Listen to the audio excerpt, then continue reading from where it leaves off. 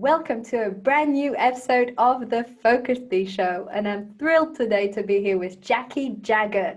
Jacqui is a business and mindset coach that works with business owners and senior leaders to help them to stop faffing and start showing up. Thank you so much, Jacqui, for joining the show. Thank you for inviting me. I'm really pleased to be here. Looking forward to it. We would love to hear a little bit more about your journey. So can you tell us, how did you get into coaching? So coaching for me was one of those things that I guess I describe it as it kind of sat on my shoulder for years. So I first had exec coaching back in probably 2008, something like that. And like for many coaches, I think it's the same story of once you experience it and you kind of experience the magic that is possible and the difference it can make, then, you know, that really ignites a passion. So initially for me, that was very much about using it in the workplace. So at the time I was in senior leadership role. I had about 600 in direct and indirect reports. So being able to kind of manage people remotely, lead in the right way was really crucial, and developing my coaching ability was a really big part of that.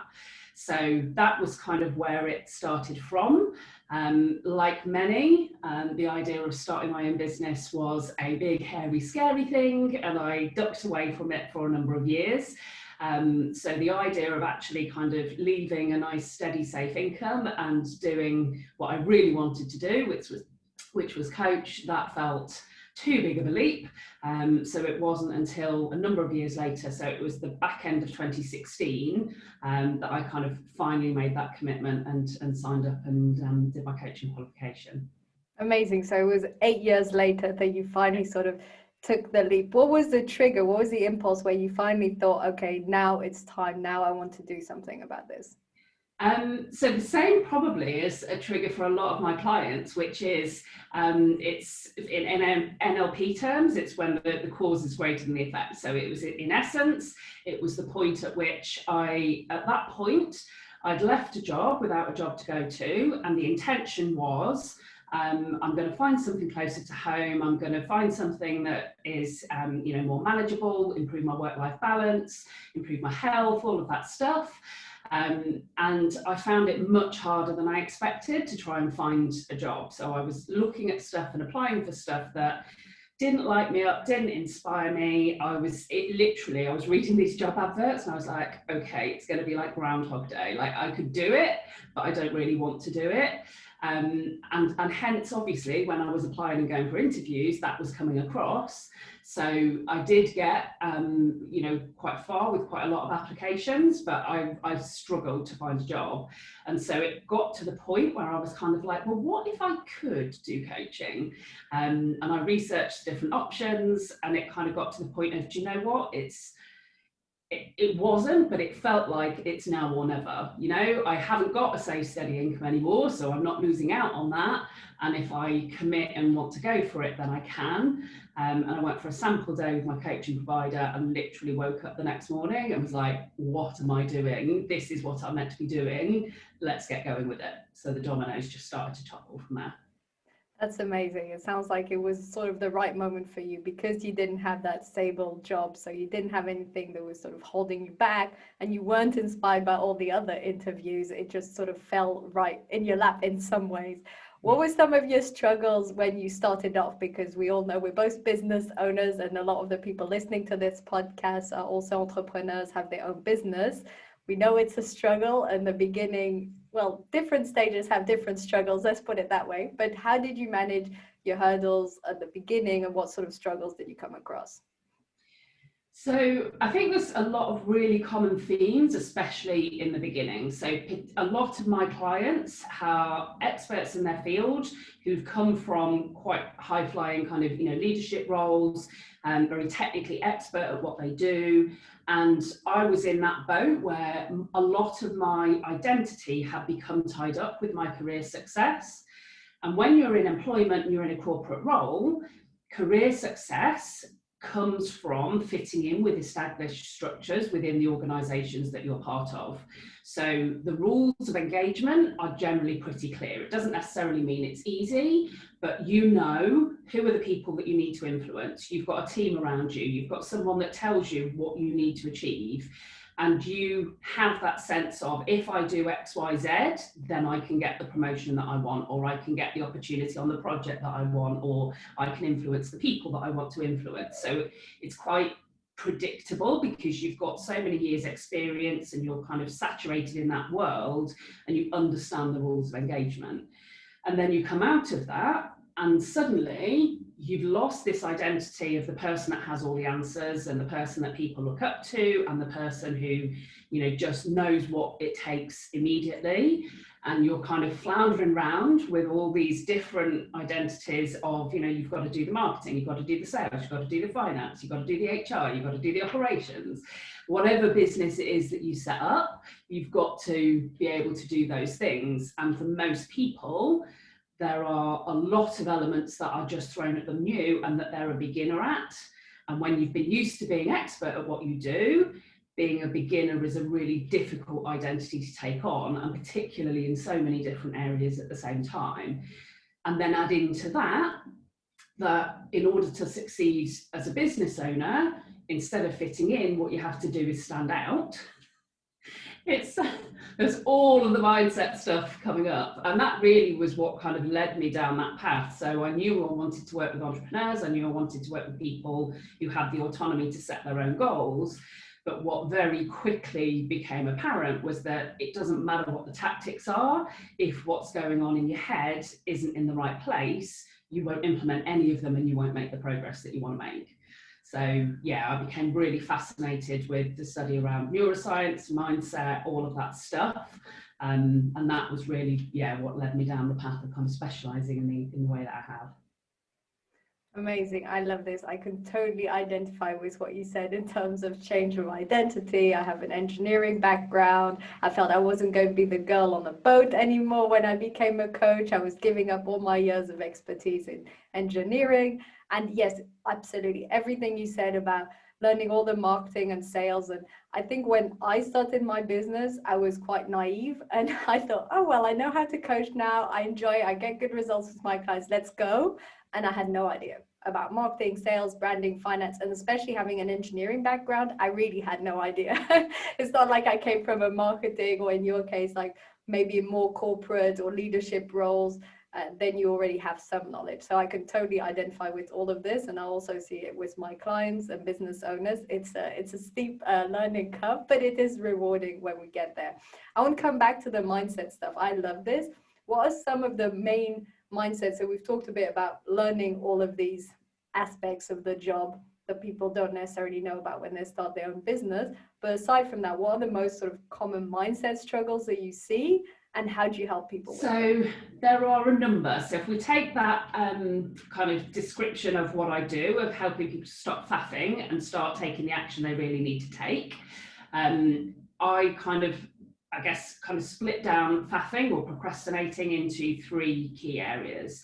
So there is perfectionism that comes in an awful lot, where people want to do things right, want to do things well, and if they don't either know how to do that, or it feels too big to be able to do it, then they hesitate to get started at all. Then we have shiny object faffers, and this is definitely my primary faffing type. And shiny object faffers tend to be the people who love all the new stuff. So actually, in the really early days of their business, they often, you know, I would imagine there's a fair few listening to this podcast, because that was certainly part of my kind of like, whoa, this is amazing, I can learn all this new stuff about business. So shiny object faffers tend to get driven by distractions. They love starting new stuff. They love, they're often quite creative in one way or another. They enjoy new ideas. They enjoy learning, but they don't always find it easy to keep focused and see things through. And then we have emotional faffing. So these are, and I would say often people have one or other between kind of perfectionism and shiny objects that affects them. emotions in some form are pretty universal. So these are the times where people are driven by their emotions rather than by what is important in their business. So what happens is they feel a certain way, and if they don't create that conscious decision to take action, and the way I've heard it described, which I really struck a chord with me, is instead of just having a feeling, they are had by the feeling, and that keeps them stuck. I love that. I've never heard of that, emotional faffing. Love the shiny object syndrome. Totally identify with that. Only discovered it a few months ago where I interviewed Stoyan on another episode, and we were talking about focus and all the focus thieves. And yes, he mentioned shiny object syndrome. And I thought, oh, I do that. The distraction by something new, and they tend to be people that are start to end planners compared to end to start planners. So people that love to start things, but then they get, they start too many things and they don't follow through. So I love that. And the emotional faffing, that's really, really interesting, because we're all driven by our emotions. And if we have our own business and we don't have anyone telling us what to do, it's very easy not even to notice that we're doing that, to just end up creating this document that we find fun when we should be doing outreach and sales calls. You know, it's very easy to get trapped in that. And that's why it's so fantastic to have a coach or a mentor or someone to sort of re-guide you and say, is this the most important for your business right now? So how do you help people? Let's go on this third one, because I really love this, the emotional faffing. How do you help them to realize this already and to take action in things where they might not feel quite as inspired, but they need to for their business? So I guess there's a few things. So one of the things is about really getting specific about the trigger. So what emotion are they experiencing, and what is the trigger for that? But also, what is that trying to do? So your episode the other week about the subconscious really ties into this, where, for example, in the one that you gave, where instead of doing outreach, they'll create a new lead magnet. It's lovely, it looks beautiful, but I haven't done the sales follow-up that I promised myself I was going to do. And often that is driven by comfort and security. So it's easier to do the thing that kind of you can kind of convince yourself. It's kind of like, no, this is good stuff to do, like, yeah, this is important. And it's kind of, but is it really? How important is it in comparison to? So I was having a conversation with a client last week, and one of the things that I'll often do when people are experiencing fear, so that when that safety piece comes in, so it can be fear of judgment is quite a common one. So people feeling nervous of doing the kind of outreach or sending emails or just showing up on social media. Fear of judgment can loom large. What will other people think? And especially in those earlier days, what will my former colleagues think? And I know I've experienced this recently, because I've not long ago changed my LinkedIn profile to slightly shift the focus on there, and I've experienced it myself of kind of, oh, what will my existing audience think? And actually, we're our own worst critics. Other people don't notice, don't care, but we internalize it. And a lot of that just goes back to that safety piece, because we're tribe animals, in evolutionary terms. It was really important that we were able to fit in. It was really important that we stayed in the safety of the community. And so fear of judgment, that's a tricky one. And I was exploring this with a client last week who was looking at her pricing and her offer. And one of the things that became quite apparent so she was wanting to do a sales post on LinkedIn, and she'd done them before with success. So the logical side, the evidence was, this goes quite well for me when I do it. So, okay, so what is it that's getting in the way? What's the trigger right here, right now? What's different from the time when you did it and you were able to do it? And when you start to explore that, then different things come up. And I think often people try and solve problems at too generalist a level, whereas if they really dig into the specifics. So in that instance, when we really dug into the specifics, it was the case of, okay, so your offer is different now, your offer is a higher price, and therefore, actually there is that fear of judgment. There's that fear of what happens if somebody comes, and then there's the fear of what happens if somebody comes along and asks me to do that thing, and then I'm not as good as I thought I was, or they don't think I'm good enough to be doing that, delivering that thing. And so essentially it's kind of like, so basically your subconscious has run riot in the like safety risk assessment stakes and is wanting you not to do the sales post because that protects you from the risk in the future of not delivering what you've said you've delivered to somebody that you respect.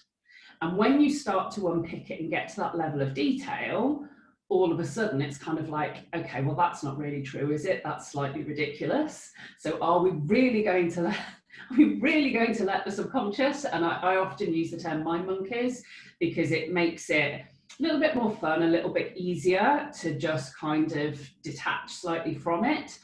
It's kind of like, are we really going to let them run the show and not put out a sales post just because at some point in the future someone may have asked you to deliver this and it might not go so well? No, you've got great processes in place to screen people at the point that they come to you. If it doesn't go well, then worst case scenario, you can refund them and say, thanks, nice that you came to me, but actually might be not more I can chew.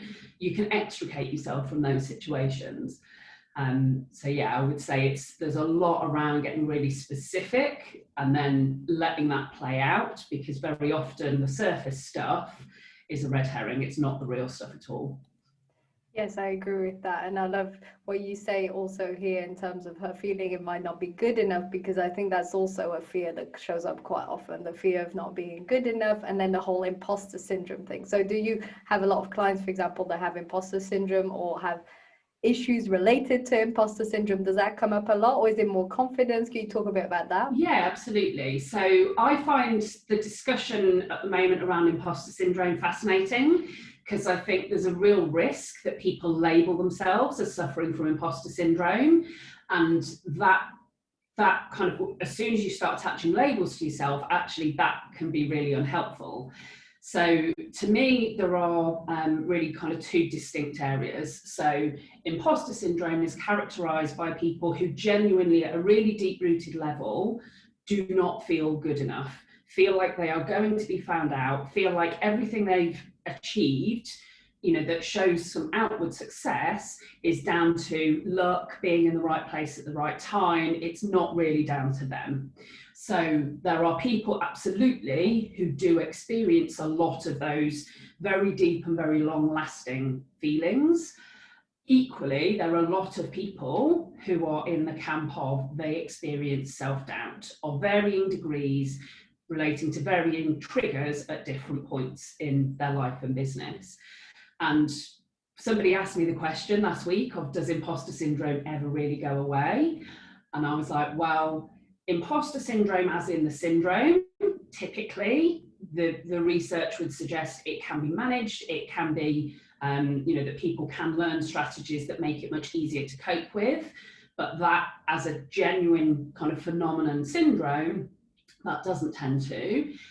When it comes to self-doubt, the reality is every time you're stepping up and doing something that you've not done before, every time you're approaching something new, self-doubt will be there because it's justified. Because until you have the evidence that you can do it, then of course you don't know whether you can do it. So there will be self-doubt.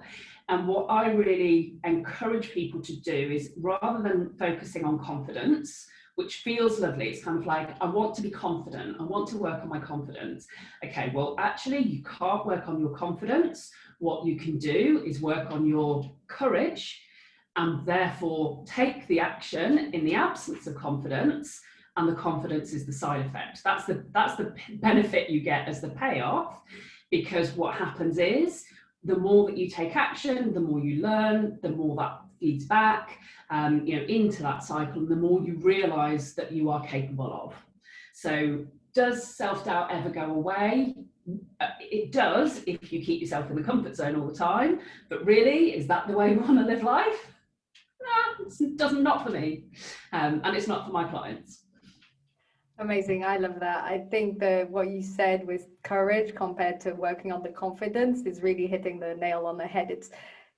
Confidence is the side effect. Once you have the experience, once you see the results, when people pay you that price and they're happy with your results and you see things flourishing. But when it's the first time you do it, you can sort of, I think, base yourself on past experience to have a bit more confidence. But if it's out of your comfort zone, there'll always be a bit of self-doubt. So it's more about working on the courage or managing those fears. So I love what you said about the courage. It's so nice. And the difference between self-doubt and imposter syndrome is also interesting. I remember my business mentor also telling me that the self-doubt, or she also called it imposter syndrome, but I prefer your version with differentiating both of them.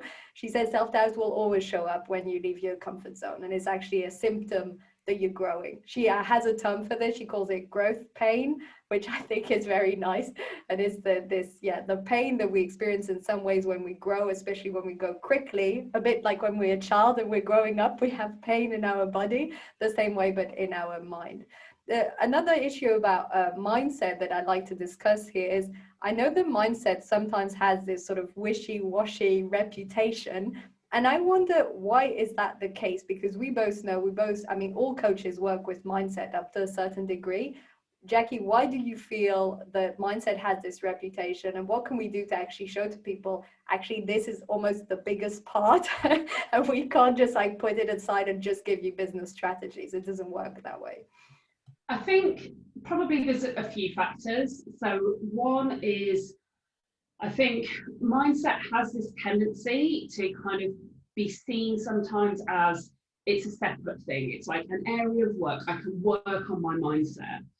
And do you know what? The way to work on your mindset is to take action, because mindset flows through. Mindset is what governs your actions and your behaviors.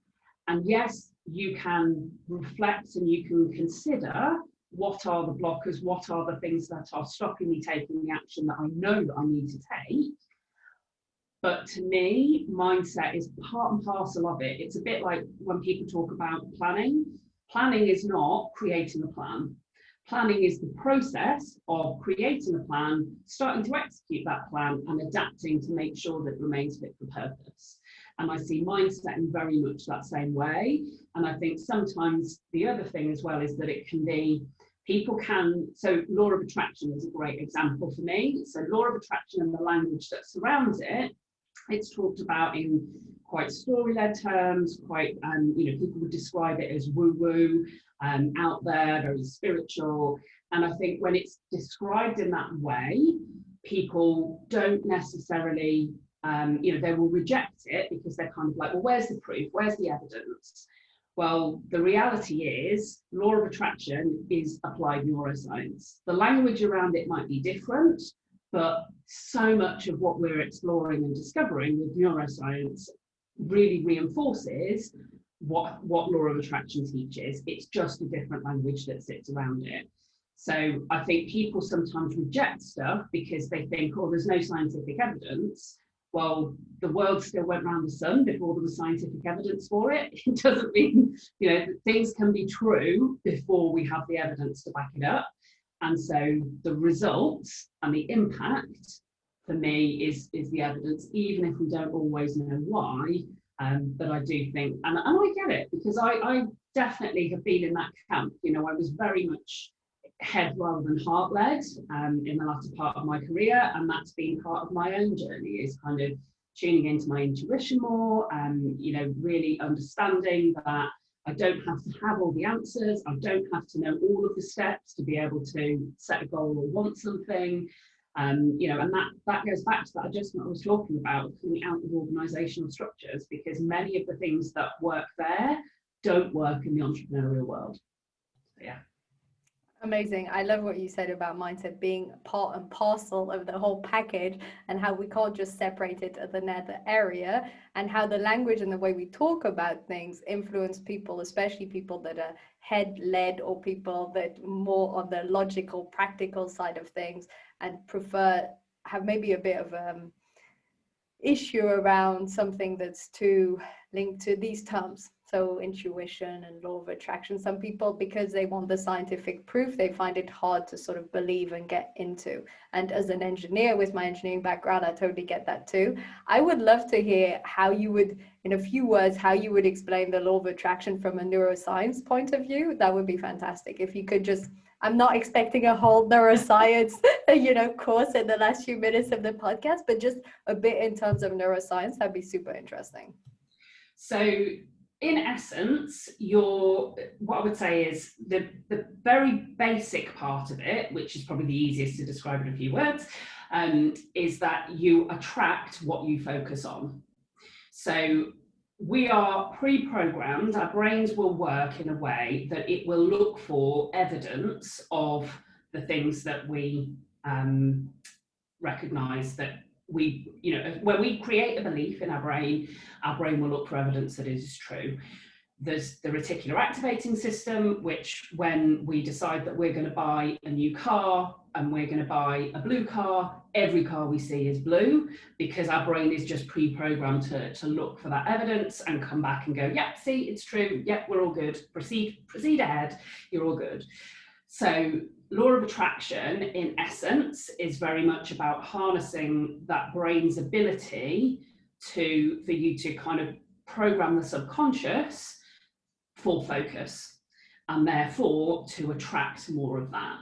There's loads more to it, and that is really, really simplistic, but in its most fundamental form. And that's why, so things like vision boards, as an example, which are a really popular tool with people that practice law of attraction.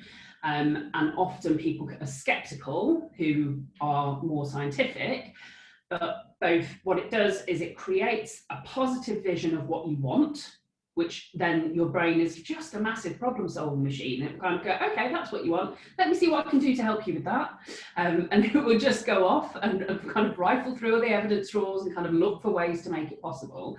So I guess it focuses you on opportunity rather than on obstacles.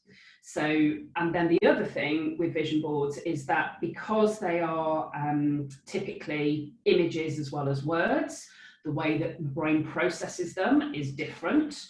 And what that does is, in effect, it creates a shortcut, creates a less energy intensive way for your brain to kind of hook onto what it is that you want. So if you write pages and pages of notes about what you want, it will very quickly be forgotten. If you create an image, it associates or tends to associate an emotion with it, and things that have emotion attached are more memorable. And what it does by having a vision board and recognizing and seeing that each day is it does both of those things. It sets up your brain to problem solve on the things that you've told it that you want, but also to create the associations and emotions with all of those things, which keep it more vivid and more connected. Amazing. You not as short as I needed to be. No, it was perfect. It was perfect. You explained that so well. And I love that part about the images. I might have known and forgotten, or I might not have known this, but it makes total sense in my mind. The idea that if we write loads of pages compared to if we have a vision that we see every morning, and how you linked it to, what we focus on is what we get because we memorize it more and our brain wants to solve it. I'm huge on focus. That's my whole brand and one of the main things I deal with. So yes, that's why I'm also big on the law of attraction, but we could call it differently because it works and it's true and it's, like you said, scientifically proven.